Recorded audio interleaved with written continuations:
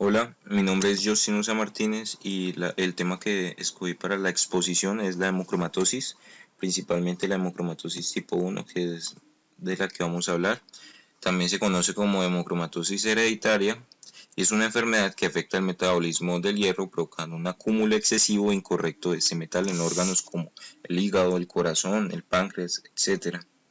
Los efectos severos de la enfermedad no se aparecen sino hasta después de varios años de carga progresiva de hierro. Vamos a decir que este elemento en concentraciones normales es vital para el organismo, pero cuando se encuentra en grandes cantidades pierde esa función generando radicales libres que pueden ser tóxicos para el cuerpo. Hablando un poco de la epidemiología, vamos a decir que eh, la prevalencia de la enfermedad no da para catalogarla como una enfermedad huérfana, pero sí hay un tipo de hemocromatosis, que es la hemocromatosis neonatal, que sí es reconocida como enfermedad huérfana aquí en Colombia. En el año 2016 se registró un caso. Y hablando del tipo 1, decimos que tiene una prevalencia de 1 por cada 200 personas. Todos los estudios han demostrado la mayor prevalencia en individuos de raza blanca, origen caucásico y céltico, así como más frecuente en hombres que en mujeres, con una proporción de 3 a 1. Factores como la menstruación o el embarazo impiden grandes acúmulos de hierro y por eso han sido propuestos como diferenciadores en esa proporción.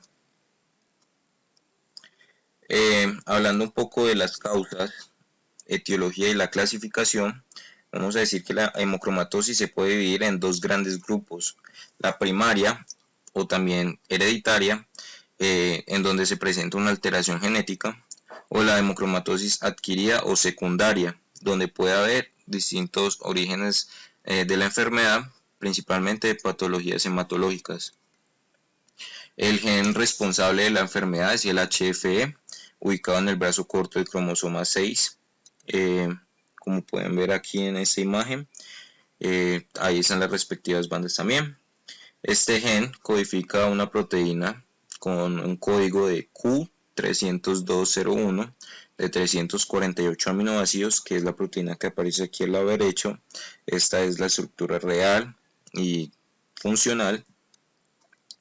Esta proteína participa en la regulación de la absorción del hierro y se expresa en niveles altos en órganos como el hígado y el intestino delgado. Se han distinguido dos tipos de mutaciones puntuales. La mutación más común, con alrededor de un 85% de los pacientes con hemocromatosis la tienen, es la mutación C282Y, donde se intercambia una base nitrogenada de guanina por una de adenina, cambiando así el aminoácido final de tirosina por uno de cisteína, alterándonos la estructuralidad de la proteína y al mismo tiempo la función.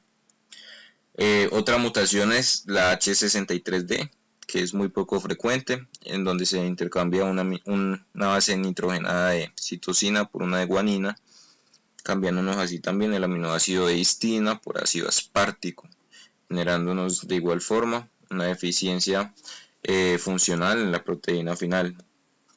La herencia de la enfermedad es de carácter autosómica recesiva, lo que significa que para padecer la enfermedad es necesario que se herede el gen mutado de ambos padres. Por lo tanto, el paciente será homocigótico para la mutación y va a presentar un aumento gradual de la saturación de transferrina, así como modificaciones en los niveles de ferritina plasmática, que son dos proteínas muy importantes que posteriormente las vamos a analizar. Vamos a decir que también existen otros tipos de hemocromatosis. Todos estos tipos pertenecen a la categoría de hemocromatosis primaria o hereditaria. La hemocromatosis tipo 1, que es la que estamos hablando, donde el gen afectado es el HFE, que codifica la misma proteína que lleva el mismo nombre. Importante para la regulación de la absorción del hierro. Tenemos también la hemocromatosis tipo 2A o juvenil, donde el gen afectado es el HJV, que codifica la proteína hemojuvelina, que modula la hormona hepcidina. La hepcidina es una hormona reguladora de la absorción del hierro, muy importante, la vamos a ver posteriormente. Tenemos también la hemocromatosis tipo 2B, en donde el gen afectado es el HAMP, que codifica la proteína hepcidina, como ya lo dije. La vamos a ver adelante, es una hormona reguladora bastante importante. La hemocromatosis tipo 3, el gen mutado va a ser el TFR2, que codifica el receptor 2 de la transferrina. La transferrina es la proteína que, por decir así, transporta el hierro a lo largo del cuerpo, y que también vamos a analizar posteriormente. La hemocromatosis tipo 4, el gen afectado es el que tenemos en pantalla, donde vamos a ver que la ferroportina es una proteína que nos va a ayudar al almacenamiento del hierro, y esta se va a ver pues afectada con ese tipo de hemocromatosis. Hablando, pues bueno, en esta imagen tenemos un corte histológico donde se aprecian depósitos de hierro en algunas células, dependiendo del tipo de hemocromatosis y la mutación puntual, al gen mutado que diga. Entonces vamos a hablar de la hemocromatosis adquirida o secundaria, que es la que no tiene nada que ver con genética. Es adquirida, como ya lo dije, y su causa se puede ver por múltiples transfusiones sanguíneas, diversos tipos de anemia, una eritropoyesis ineficaz, enfermedades como hepatitis C o hepatopatía alcohólica, alcoholismo, ingesta excesiva de hierro. Todos estos aspectos nos van a originar una hemocromatosis adquirida. Hablando del metabolismo del hierro, vamos a tener que la cantidad de hierro en el organismo es de 4 a 5 gramos y se distribuye alrededor de un 65% en la hemoglobina, en el hígado y otros órganos entre un 15 a 30%, en la mioglobina en alrededor de un 10%, y en enzimas como catalasas, peroxidasas y citocromos también tienen un aporte de hierro, ya que son ferrodependientes. Cada día se pierde alrededor de 1 miligramo. Esa cantidad puede ser superior en las mujeres por las pérdidas menstruales, pero se compensa con la dieta. En la dieta generalmente suelen entrar entre 10 y 18 miligramos, y de ellos solamente se va a absorber el 10%, es decir, entre 1 y 2 miligramos, por lo cual se va a cubrir la pérdida. Entonces vamos a hablar de que va a ser un ciclo de absorción, movilización, almacenamiento y reciclaje de este mineral o de este elemento. Alimentos que provengan principalmente de órganos de animales u organismos completos aportan gran cantidad de hierro, así como algunas legumbres y algunas plantas como las espinacas. Entonces tenemos las ostras, mejillones, lentejas, frijoles y, como ya lo mencioné, las espinacas. En el metabolismo del hierro ya como tal, vamos a tener de que el hierro va a entrar al enterocito del intestino delgado por medio de la DMT1, transportador divalente de metales 1. Antes de entrar por este transportador debe reducirse, y esa reducción va a estar a cargo del citocromo duodenal B, que es una ferroreductasa. Nos va a pasar el hierro de un estado de oxidación a otro para que pueda ingresar. El hierro que entra junto al grupo hemo lo va a hacer por la HCP1, que es la proteína transportadora del grupo hemo.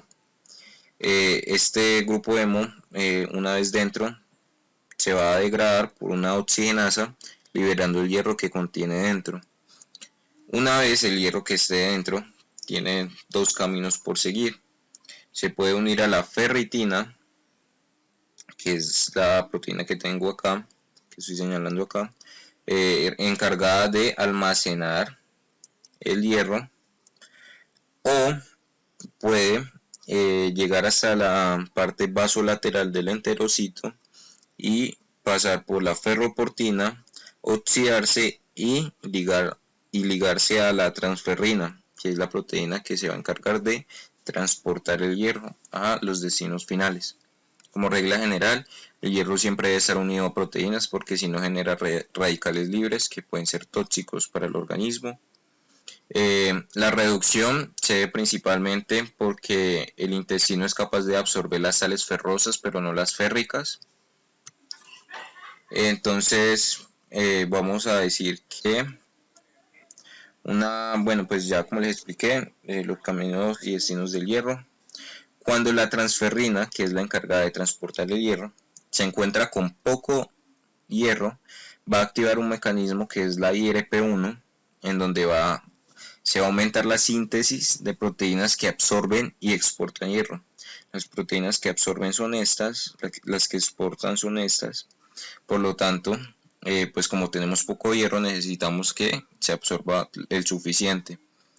En caso contrario, cuando tenemos bastante hierro, se va a activar el mecanismo de la IRP2, donde se aumenta la síntesis de ferritina, que es la hormona que lo almacena, y se va a inhibir la síntesis de proteínas absortivas y exportadoras, que son las de arriba y las de abajo.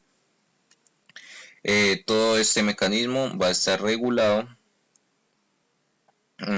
por una hormona que se llama la epsilina, de la que vamos a hablar en unos minutos. Vamos a decir que la transferrina va a llevar el hierro a la médula ósea para que se formen los eritrocitos, y luego de 120 días estos eritrocitos van a llevarse al vaso donde van a ser degradados y se va a reutilizar posteriormente el hierro que se encuentra en ellos. La transferrina va a llevar también el hierro a todas las células del cuerpo. En los macrófagos es que van a ser los encargados de destruir los eritrocitos en el vaso, y también van a ser los encargados de almacenarlo para llevarlos después al hígado. Listo, entonces en el mecanismo de regulación, como ya lo dije, la epsilina va a ser la hormona producida por el hígado cuando los niveles de hierro son altos. Actúa a nivel del enterocito, regulando de forma inversa, pues va a inhibir a las proteínas absortivas y a las exportadoras. En células como el macrófago va a inhibir a las proteínas exportadoras y va a quedar el hierro almacenado dentro. Se ha descubierto que la mutación del gen que codifica para la ferroportina, que es esta proteína que tenemos acá, es la encargada de sacar el hierro a circulación. La mutación en este gen que codifica para esa proteína le confiere resistencia a la epsilina, de modo que esta por decirlo así, esta salida no va a estar regulada, por lo que se va a generar un incremento de hierro. También puede haber una mutación en donde se afecte la hormona, que es la epsilina, donde sus concentraciones van a ser disminuidas y posteriormente se va a aumentar también la absorción del hierro.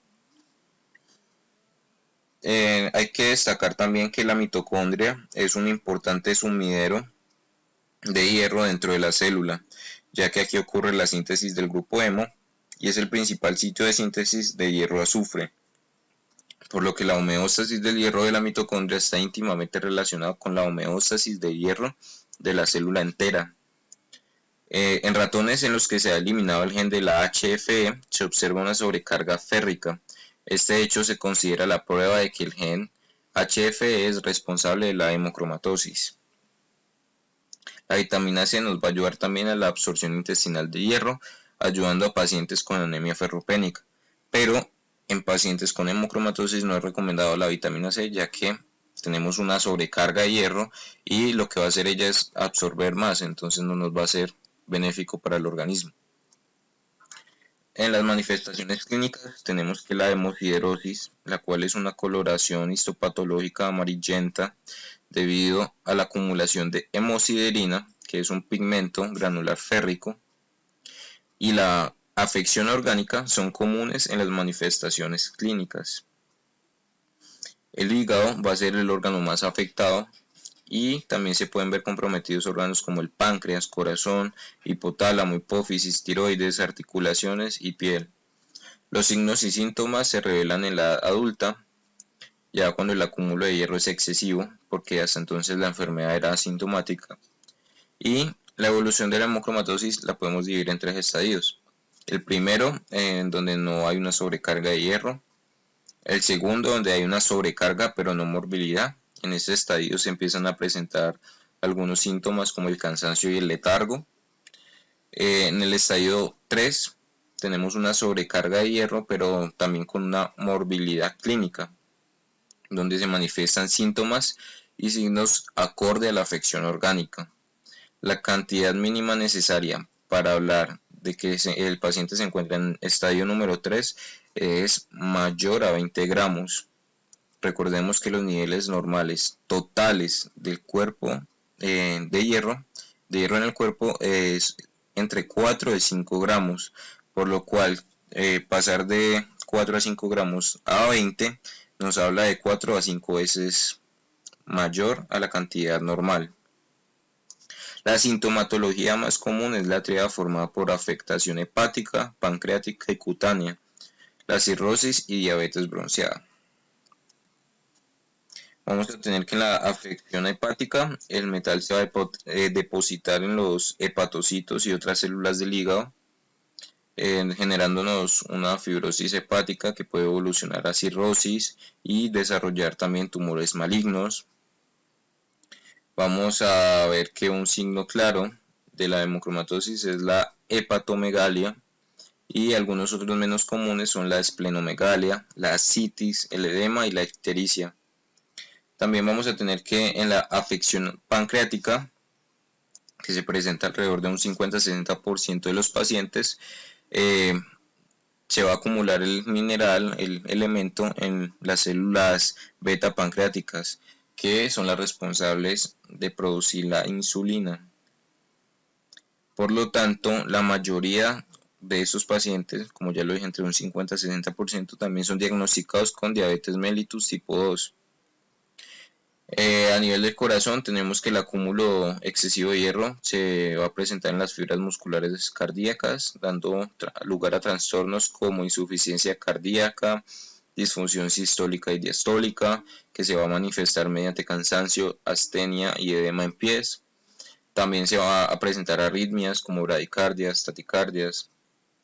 A nivel de órganos endocrinos, vamos a tener que el hipotálamo y la hipófisis se van a ver afectadas, entonces por ende se van a ver afectada la producción de gonadotropinas, generándonos así un hipogonadismo secundario, principalmente en hombres, acompañado de atrofia testicular, pérdida de la libido, impotencia sexual, así también como un hipotiroidismo secundario y un hipoparatiroidismo secundario. A nivel de articulaciones vamos a tener que alrededor de un tercio de los pacientes presentan artropatía, principalmente dolores en las articulaciones de las falanges, cadera, rodilla, hombro, etc.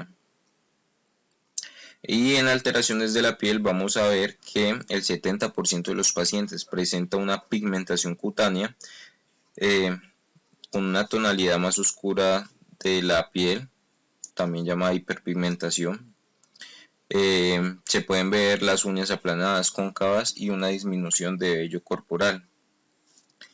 Para una sospecha del diagnóstico de hemocromatosis, vamos a basarnos en una combinación de hepatomegalia, pigmentación cutánea, diabetes mellitus, cardiopatía, artritis e hipogonadismo, que nos van a sugerir este diagnóstico. También esta enfermedad se diagnostica mediante exámenes sanguíneos de rutina, como la medición del hierro sérico, la concentración sérica de ferritina, la saturación de la transferrina, una biopsia hepática para medir la concentración de hierro y pruebas genéticas. Se me había olvidado decirles, pero habíamos visto que las concentraciones de hierro, la cantidad total de hierro en el cuerpo es de 4 a 5 gramos. Esta cantidad es diferente a las concentraciones que se van a encontrar en sangre. Entonces vamos a ver que el hierro sérico, los valores de referencia son de 50 a 150 microgramos por decilitro en el hombre y de 35 a 145 microgramos por decilitro en la mujer. Cuando las cifras superan estos valores, pues nos va a dar como una sugerencia de hemocromatosis, pero no nos podemos basar principalmente a nivel de esta medición, porque estos valores aumentan con la ingesta alimenticia.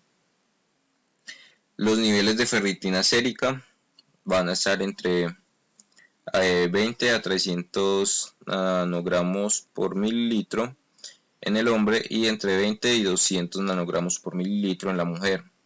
Cifras por encima de los 350 nanogramos por mililitro se consideran bastante altas y peligrosas. La saturación de la transferrina, vamos a tener que se encuentran niveles normales entre 30 a 45%, y se considera anormal un valor superior al 45% para las mujeres y 55% para los hombres. La biopsia hepática pues es el método diagnóstico más invasivo en el que se determina la cuantía de la sobrecarga, el grado de la lesión y el pronóstico de la enfermedad. Se indica la biopsia en dos situaciones principales. La primera es para pacientes con ferritina superior a 1000 nanogramos por mililitro y un aumento de las transaminasas o hepatomegalia. El segundo caso para el cual se indica una biopsia es que el paciente que se haya realizado un test genético para la mutación del HF y haya tenido un resultado negativo, pero que mantenga los niveles de saturación de la transferrina por encima del 45% y ferritina superior a 300 nanogramos por mililitro. Los individuos con este resultado positivo para la mutación no se deben someter a biopsia porque ya el diagnóstico ha sido establecido, a menos de que se quiera verificar, por decirlo de alguna manera. En el tratamiento lo que vamos a buscar es la disminución de los depósitos de hierro en exceso. El tratamiento difiere según la causa de la enfermedad. Así, en la hemocromatosis primaria, el tratamiento que vamos a elegir principalmente es la flebotomía, que son extracciones de sangre al paciente regularmente para disminuir la sobrecarga de hierro. Estas extracciones se hacen de 500 mililitros cada semana durante 2 o 3 años, pues también ese tiempo varía dependiendo de la gravedad del paciente. En pacientes con hemocromatosis secundaria o adquirida, vamos a ver que se opta por los quilantes de hierro, que son fármacos, moléculas que se unen al hierro formando compuestos solubles, y de esta manera evitan que este metal ejerza su efecto tóxico. En los casos graves se opta por trasplante, pero pues no es tan común. También es importante el tratamiento dietético que se debe seguir con el paciente y la toma de ciertos fármacos que traten el resto de síntomas derivados de la enfermedad, puesto que vamos a tener muchas afecciones que se van a derivar de la enfermedad, entonces hay que tratarlos por lo menos con testosterona para luchar contra la impotencia, el hipogonadismo y la pérdida del vello, por lo menos también con antiinflamatorios no esteroideos para la artropatía que se presente en el paciente, y con muchos otros de acuerdo a todas las afecciones que tenga. En los quelantes de hierro se utilizan tres principalmente: la deferoxamina, deferiprona y deferaxirox, son como los más comunes. Tenemos que la dieta es muy importante, entonces lo principal que le vamos a pedir al paciente es que limite su consumo de alcohol, prácticamente que lo elimine, porque si no se puede agravar el daño hepático. Que también limite el consumo de carne roja por alto contenido de hierro, que no consuma pescados y mariscos crudos u otros animales, ya que pueden contener ciertos microbios frente a los que estos pacientes son bastante susceptibles más que otras personas. Que evite la toma de suplementos vitamínicos que contenga hierro, y así que limite el aporte de vitamina C, ya que, como lo dije anteriormente, la vitamina C ayuda a la absorción del hierro. Y pues esto es básicamente todo. Muchas gracias por prestar atención.